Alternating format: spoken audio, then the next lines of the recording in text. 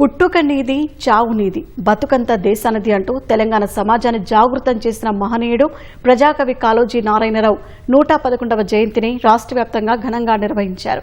కాళోజీ జయంతి సందర్భంగా ముఖ్యమంత్రి రేవంత్ రెడ్డి ఢిల్లీలోని నివాసంలో కాళోజీ చిత్రపటానికి పూలమాల వేసి అంజలి ఘటించారు. అందరికీ అర్థమయ్యే భాషలో కవిత్వాలు రచించి తెలంగాణ ప్రజల మధ్యలో చిరస్థాయిగా నిలిచిపోయారని కొనియాడారు. తెలంగాణ భవన్లో బీఆర్ఎస్ నేతలు కాళోజీ చిత్రపటానికి పుష్పాంజలి ఘటించి నివాళులు అర్పించారు. తెలంగాణ జాగృతి కార్యాలయంలో నిర్వహించిన వేడుకల్లో జాగృతి అధ్యక్షులు కవిత పాల్గొన్నారు. కాళోజీ చిత్రపటానికి పూలమాల వేసి నివాళులు అర్పించారు. కేసీఆర్ అజెండాను జాగృతి తరపున ముందుకు తీసుకెళ్తామని కవిత స్పష్టం చేశారు. తెలంగాణ సాహిత్య అకాడమీ ఆధ్వర్యంలో రవీంద్ర భారతిలో నిర్వహించిన కాళోజీ జయంతి వేడుకల్లో పలువురు కవులు, కళాకారులు పాల్గొన్నారు. ప్రజా వాగ్గేయకారుడు అందశ్రీ కాళోజీ చిత్రపటానికి పుష్పాంజలి ఘటించారు.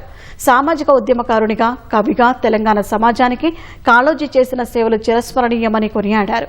హనుమకొండలో కాళోజీ విగ్రహానికి వరంగల్, హనుమకొండ కలెక్టర్లు పూలమాల వేసి నివాళులు అర్పించారు. కాళోజీ లాంటి కవుల ఆశయాలను నెరవేర్చడానికి ప్రజలందరూ కలిసి రావాలని పిలుపునిచ్చారు. నిజామాబాద్ జిల్లా కేంద్రంలోనూ అధికారులు కాళోజీ విగ్రహానికి పూలమాలలు వేసి ఘనంగా నివాళులు అర్పించారు.